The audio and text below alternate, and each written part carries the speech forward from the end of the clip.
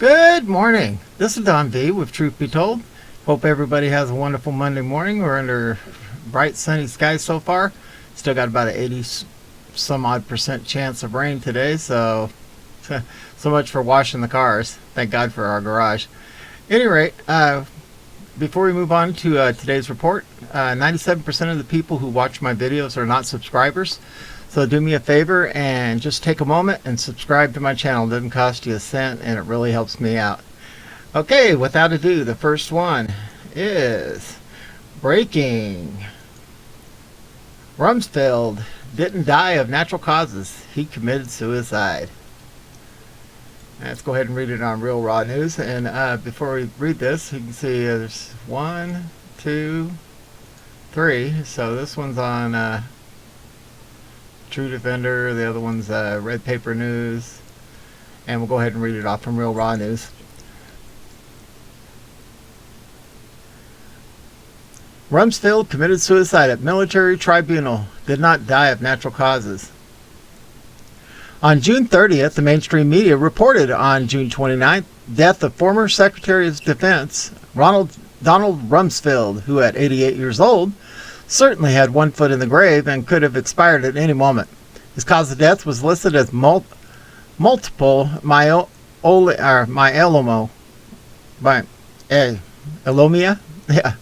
a cancer that forms in white blood cells and damages bones, kidneys, and the immune system. While he may have been gravely ill, cancer did not kill him.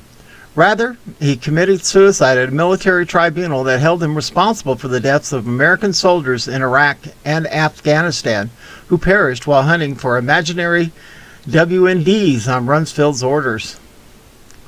Specifics on how the military grabbed Rumsfeld are unknown, but RRN has learned he was arrested on May 27th and promptly flown to Diego Garcia, where the U.S. has a critical bomber base, and it turns out facilities controlled by the U.S. Office of Military Commission. RRN was slow to grab this news because the bulk of our tribunal content stems from trials at Gitmo.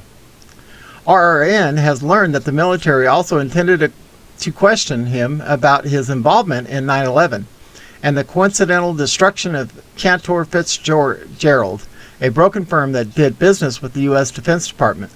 That firm's servers, destroyed in the collapse along with 650 employees, were said to hold proof that Rumsfeld had misappropriated $2.3 trillion of Defense Department cash to fund his personal black ops programs. In fact, a day prior to 9/11, Rumsfeld admitted the Pentagon had inexplicably lost that dollar amount. But the Office of Military Commissions never had a chance to present its evidence at trial, nor wheedle from Rumsfeld a confession, or whittle.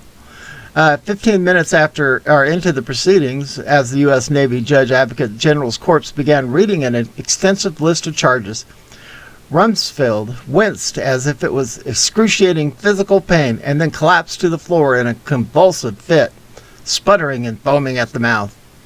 Paramedics charged into the chamber, but their efforts to save him were in vain. Within minutes, Rumsfeld had perished.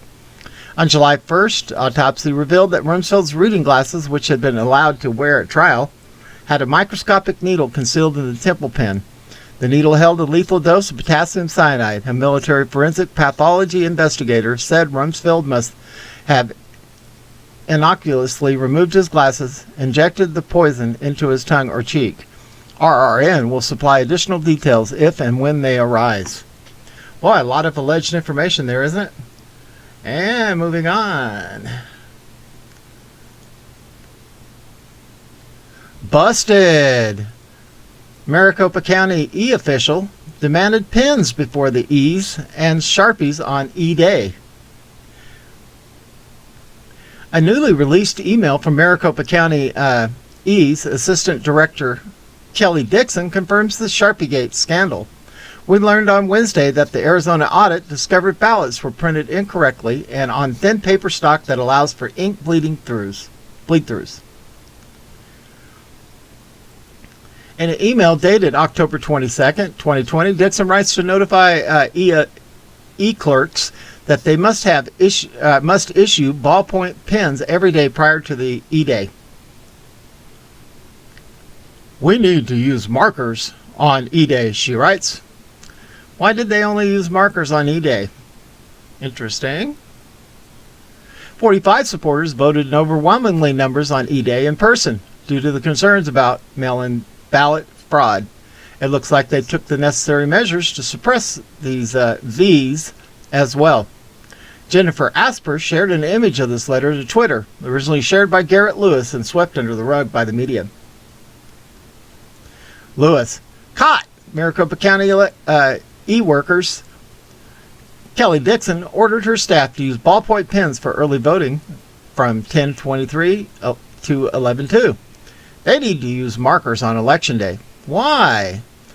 The Maricopa County Board of Supervisors need to see this and call for a full audit. RT and share.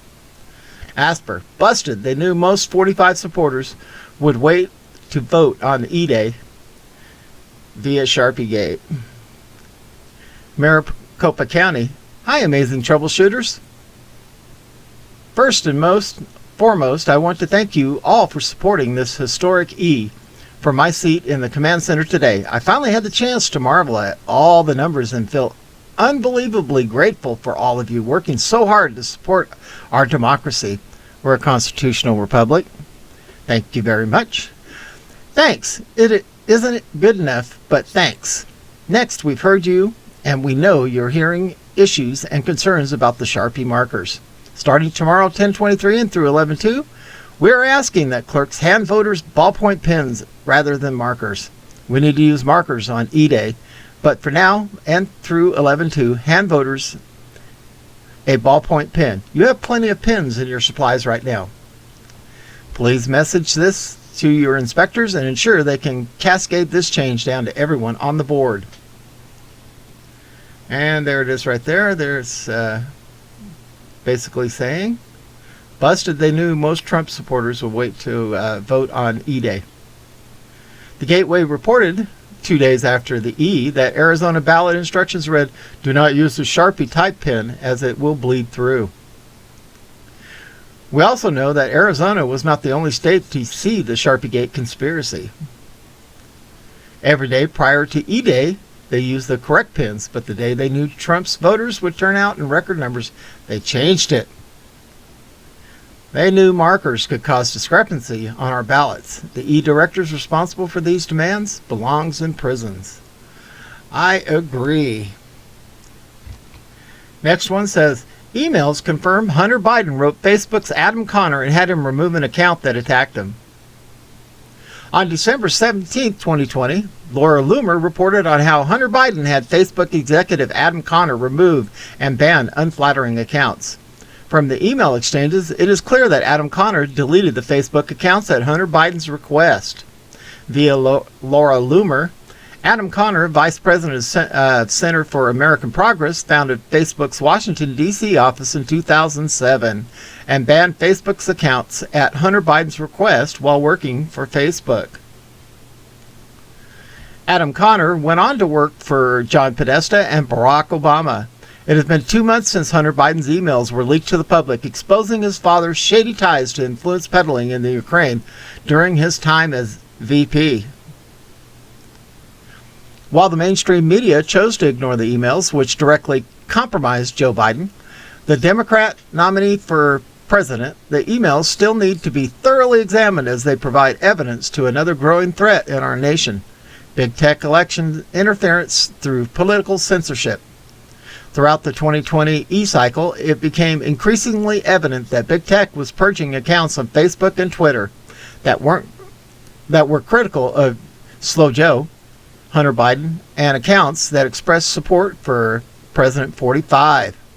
The censorship became too big to ignore when both Twitter and Facebook locked the account of the New York Post and limited their ability to share and post news stories after the New York Post published a bombshell report detailing some of Hunter Biden's emails that were provided to them by Rudy Giuliani, President 45's attorney. The emails proved that Hunter Biden introduced his father to a top Ukrainian energy firm executive while he was VP, which means Slow Joe used his influence as Obama's VP to enrich his family through lucrative business deals and with foreign nations like Ukraine and China. compromising the integrity of the vice presidency as well as U.S. national security.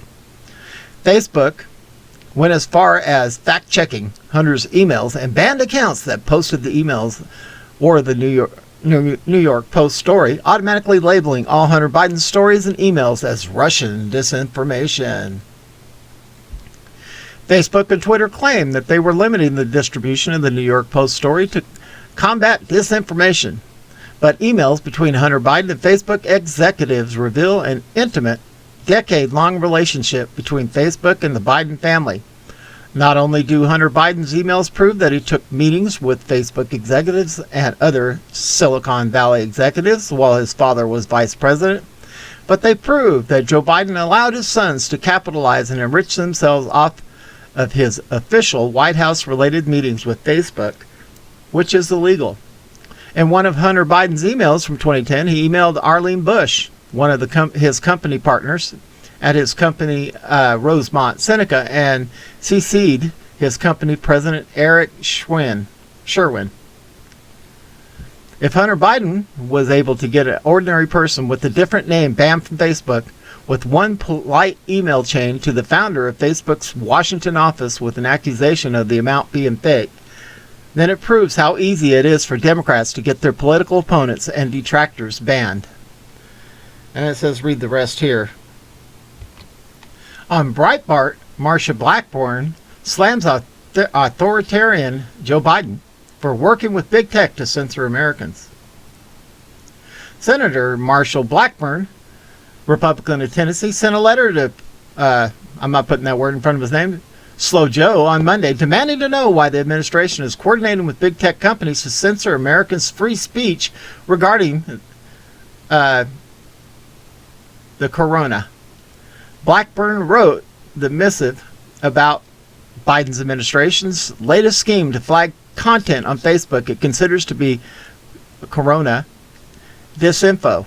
Blackburn also noted Americans banned on one social media platform should also be banned on similar big tech platforms.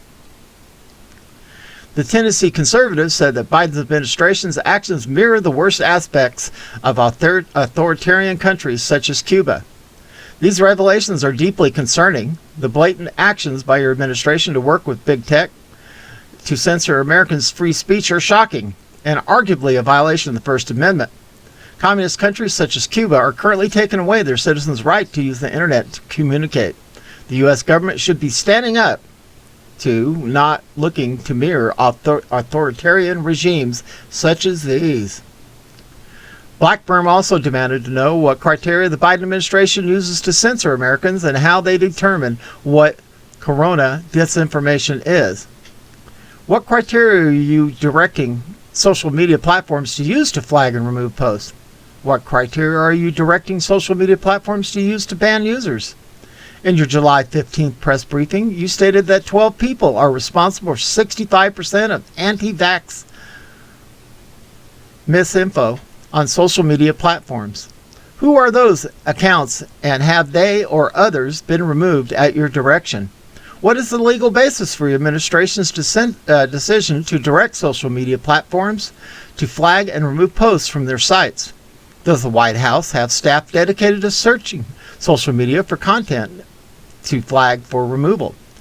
We are in regular touch with the social media platforms, and those engagements typically happen through members of our senior staff and also members of our COVID team. Sosky told reporters last week. She added, this is a big issue of misinformation, specifically on the pandemic.